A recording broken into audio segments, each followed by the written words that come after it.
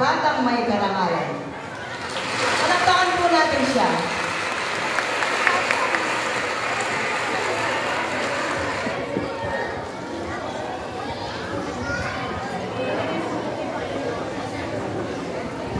Mensahe ng pasasalamat. Magandang umaga po sa ating ikinagalang na punong-guro, Manang Grace and Villanueva, sa ating mga guro, mga ulit na magsalita, mga magulang, at kapwa ko maglilipat antas.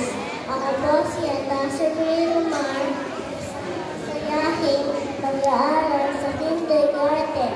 Araw-araw po ay isang napaka-special na araw para sa akin at sa aking kapwa ko mag-aaral dahil po natapos po namin ang alam ko para sa pag-aaral. Ito sa lahat, nais ko pong magpasalamat sa aming paaralan sa pagbibigay sa amin ng ligtas na lugar upang matuto at magsaya.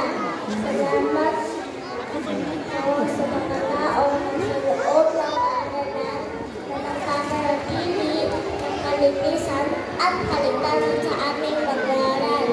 Salamat po sa aming mga guro na magtulong sa amin na matuto at bundan araw-araw. Salamat po sa aming mga magulang at tagapag-alaga sa amin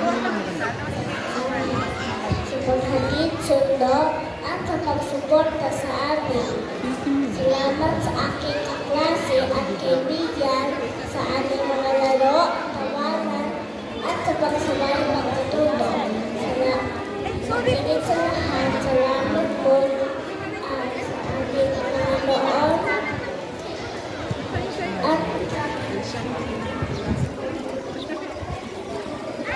na siyang kahiman ng lahat ng ito.